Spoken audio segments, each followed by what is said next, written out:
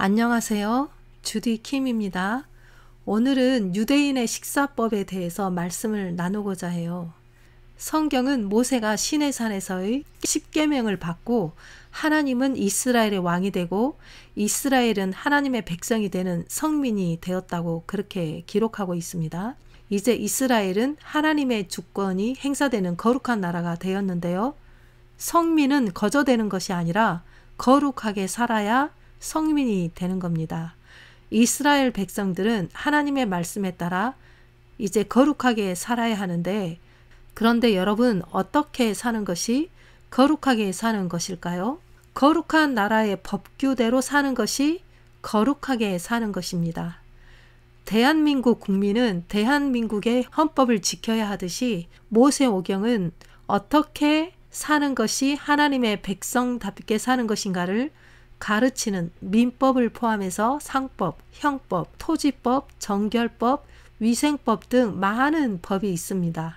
이 지켜야 할 법규 중에 이스라엘 사람들이 오늘날까지도 지키는 것 중 중요한 것이 있는데요. 카샤룻이라 불리우는 식탁에 관계된 법규들입니다. 레위기에 의하면 이 세상의 모든 사람과 짐승, 가축, 사물은 세 가지 중에 하나에 속하여 있다는 것입니다. 부정한 것, 정결한 것, 거룩한 것이 그것입니다. unclean, clean, holy, 이 세 가지가 짐승이나 가축이나 사물 그리고 모든 인간이 그 하나에 속해 있다고 하는 것입니다. 가령 나라는 사람이 부정한 사람인지 정한 사람인지 아니면 거룩한 사람인지, 만약 내가 지금 어떤 연유 때문에 부정한 사람이라면 어떻게 정결하게 될 수 있는지 그런 방법이 있고, 정결한 후에는 또 어떻게 거룩해지는 것이 레위기의 신학의 핵심입니다. 이스라엘 백성들은 자신을 거룩하게 유지하는 길만이 하나님과의 관계가 유지되는 길이라고 생각하였습니다. 사람뿐 아니라 사물의 경우도 마찬가지였어요. 정한 그릇이 있는가 하면 부정한 그릇이 있는데, 거룩한 백성이 된 이스라엘 백성들은 당연히 정한 그릇만 사용했습니다. 부정해진 그릇, 옷, 신발은 정결함을 받아야 했고, 무엇이든 거룩하지 않는 것은 거룩한 하나님과 함께 할 수 없다고 생각하였습니다. 그러면 어떻게 부정한 것을 정하게 하고 정한 것을 어떻게 거룩하게 만들 수 있을까요? 그 방법을 상세하게 설명한 법이 곧 레위기입니다. 그중 식사에 관계된 법규를 가리켜 카사룻이라 하는 것입니다. 유대인은 이 식사법에 의하여 먹기에 합당한 음식과 합당하지 않는 음식을 구별하였습니다. 먹기에 합당한 음식을 가리켜 코셔라 불렀고, 코셔는 문자적으로 합당한 그런 뜻이고, 반면에 먹을 수 없는 음식이나 쓸 수 없는 그릇을 가리켜 트라이프라고 불렀습니다. 유대인들은 손을 자주 씻는 민족인데요. 그것은 문둥병이나 유출병이 있는 자, 시체를 만진 자, 사람을 부정하게 하는 벌레에 접촉된 자와 사람을 더럽힐 만한 자에게 접촉된 자, 이런 것에 접촉된 자는 저녁까지 부정하게 취급되었습니다. 유대인들은 사람은 먹는 대로 된다라고 믿었던 민족입니다. 그들은 구약 성경 레위기에 기록된 규례를 지금도 지키고 있습니다. 저는 어렸을 때부터 장로교인이었는데요. 우리 큰아들은 태어나면서 건강상에 많은 문제가 있었습니다. 그래서 자주 응급실에 왕래를 했었는데요. 어떤 분의 소개를 받아서 시조사에서 여러 권의 건강서적을 주문해서 읽게 되었습니다. 책 내용이 성서적인 근거에서 나온 것이라 성경에 이런 건강법칙이 있다는 것에 놀랐고, 제가 믿고 있는 하나님에 대해서 더 신뢰가 가게 되었습니다. 실제로 저는 그 책을 통해서 우리 큰아이 천식, 아토피, 민감성 장염, 남편의 장 문제까지 다 도움을 받았습니다. 그 후 저희 가족은 채식으로 식단을 바꾸게 되었고, 음식물과 질병의 관계에 대한 연구를 20년 넘게 공부하면서 음식으로 많은 사람들의 질병에 도움을 주는 그런 일을 지금까지 하고 있습니다. 제가 읽었던 책 가운데 특히 치료봉사, 식생활과 음식물에 관한 권면, 그리고 기적을 낳는 현미, 내가 낫고자 하느냐, 이런 책들은 기독교인이라면 교단과 상관없이 누구나 읽어야 하는 책이라고 생각을 합니다. 사실 인간은 무엇을 먹느냐에 따라서 건강뿐 아니라 성격과 체질이 결정되기 때문입니다. 체력을 약화시키는 모든 것은 정신력을 약화시켜서 선과 악을 구별할 수 있는 판단력을 감소시키고 내가 옳다고 생각하는 것을 행할 의지력도 약하게 하기 때문입니다. 음식에 관한 규례가 성경 레위기에 나오는데요. 하나님께서 이스라엘 백성들에게 애굽에서 불러내신 뜻이 설명되어 있습니다.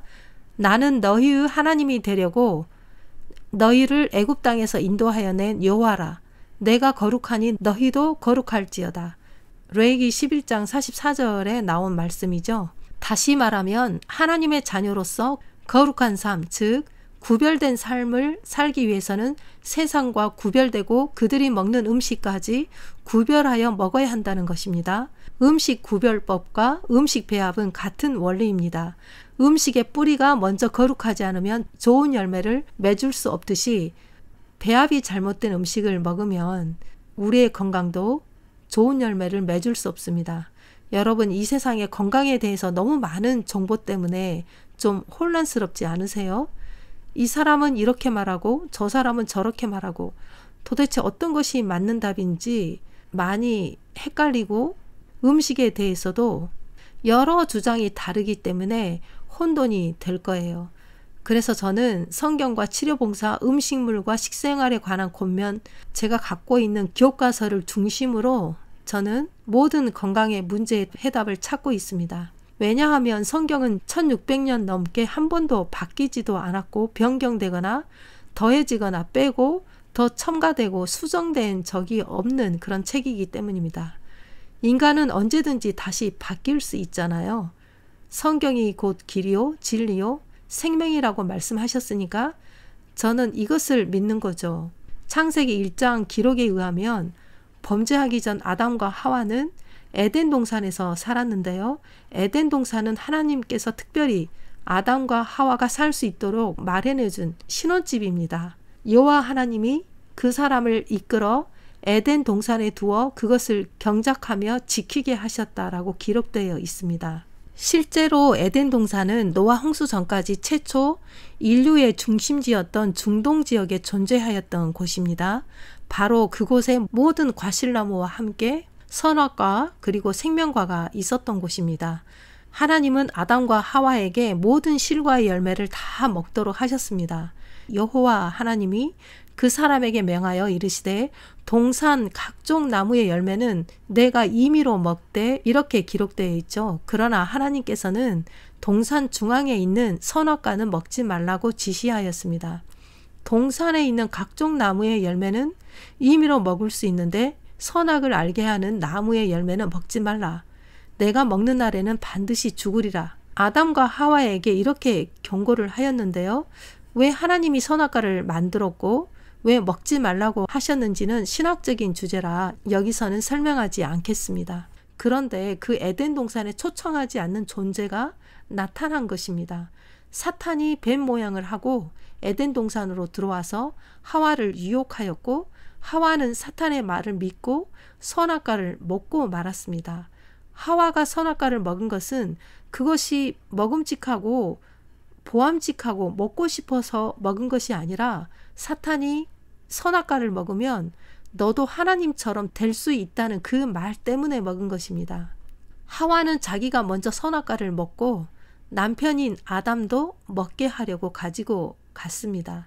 아담은 그 선악과를 먹으면 잘못될 줄을 알았지만 사랑하는 아내와 헤어진다는 것이 너무도 슬펐기 때문에 그것을 먹으면 죽을 줄 알면서도 선악과를 받아 먹은 것입니다. 사탄은 곧바로 아담과 하와에게 생명과를 먹게 해서 죄 지은 상태에서 영원히 죽지 않게 하기 위해서 생명과를 먹이려고 계획했지만 하나님께서는 미리 그것을 아시고 천사를 보내어 생명과가 있는 입구를 막으셨습니다. 이같이 하나님이 그 사람을 쫓아내시고 에덴 동산 동편의 그룹들과 두루 도는 화영검을 두어 생명나무의 길을 지키게 하시니라. 창세기 3장 24절에 있는 말씀입니다. 에덴 동산의 생명나무의 열매는 초자연적인 효능을 가지고 있었고 그것을 먹으면 영원히 살 수 있는 그런 열매였습니다. 선악과를 먹은 아담과 하와는 에덴 동산을 떠나야만 하였고 범죄 후 토지를 경작하고 생계를 유지하게 되었을 때 하나님께서는 비로소 땅의 채소, 즉 창세기 3장 18절 채소, 허브 이런 모든 채소를 포함합니다. 그것을 먹도록 허락하셨습니다. 새하늘과 새 땅이 되면 이 지구가 창조 때처럼 회복이 되고 사람은 원래 먹었던 태초의 음식으로 다시 돌아갑니다. 동물과 새와 곤충들도 본래의 먹거리로 다시 돌아갑니다.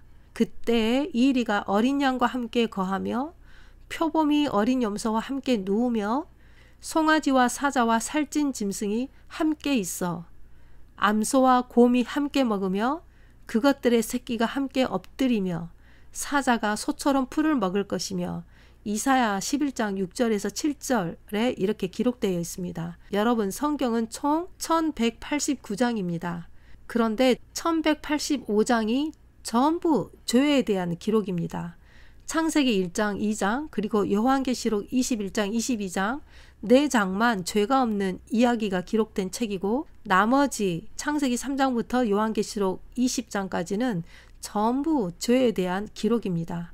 제가 성경의 역사를 설명한 것은 지난번 영상에 노아 홍수로 인해서 동물과 새들과 곤충들의 먹거리가 어떻게 바뀌었는지 그 이유를 잠깐 언급을 했습니다만 노아 홍수 때 비가 내렸던 기간은 총 40일입니다. 그런데 지구 전체가 물에 잠겼던 기간은 150일, 그리고 그 물이 빠지는데 걸린 기간은 5개월 정도 걸렸고, 그리고 땅이 마르고 굳는데 2달 정도 걸렸습니다. 그래서 노아가 방주에서 나오기까지 걸린 기간은 총 1년 10일이 걸린 거예요. 홍수 때 땅의 표면은 전부 다 파헤쳐졌고 울퉁불퉁하고 땅속에 있는 바위가 솟아오르고 해서 땅에 먹을 식물이 자라기까지는 꽤 오랜 시간이 걸렸습니다. 그래서 동물들과 새들과 곤충들은 먹을 것이 없었기 때문에 서로 잡아먹고 잡아먹히는 그런 생존의 법칙이 만들어지게 되었던 것입니다. 여러분 성경의 역사를 알지 못하고 음식과 건강에 대해서 설명하는 것은 뿌리가 없는 것과 같습니다. 성경 레위기를 통해서 인간이 무엇을 먹어야 하고 먹지 말아야 하고 어떻게 먹어야 하고 어떻게 살아야 하고 어떻게 병을 처리해야 하는지에 대한 놀라운 법칙들이 기록되어 있기 때문입니다. 최초 인류는 소화하는데 에너지를 가장 적게 쓰는 과일을 주식으로 하였고 그 당시는 자동차가 없었기 때문에 먼 길을 오래 걷거나 몸을 많이 움직일 수밖에 없는 생활이었습니다. 그리고 기후는 항상 따뜻했고 그 당시의 환경은 창조자의 손에서 갓 만들어진 지 얼마 안 돼서 타락했기 때문에 완전한 생명력으로 900살 넘게 살 수 있었던 것입니다. 오늘날도 천연의 법칙과 식생활, 생활 습관을 잘하면 120살까지는 무난하게 장수할 수 있다는 것이 과학적으로 밝혀졌습니다. 다음 시간에는 이어서 지금 모든 나라가 두려워하고 떨고 있는 바이러스 균에 대한 이야기를 성경을 통해서 살펴보도록 하겠습니다. 성경은 1600년 전에 이미 이 바이러스 균에 대한 것을 기록하였고 또 그것을 어떻게 처리하고 어떻게 그런 전염성이 강한 기운들을 하나님께서 이스라엘 백성들에게 처리하게 하셨는지 놀라운 이야기들을 살펴보도록 하겠습니다. 암도 병균입니다. 모든 질병은 균에서 시작되고 모든 질병에는 균의 숫자가 매겨져 있습니다. 그래서 병에 매겨진 그 숫자에 의해서 약들이 각각 다 다릅니다. 자, 이런 이야기가 성경에 나왔다는 거 여러분들 들어보시면 성경이 놀라운 책이라는 사실을 알게 될 것입니다. 그리고 계속해서 음식 배합에 대한 마무리를 하도록 하겠습니다. 다음 시간에 다시 만나겠습니다.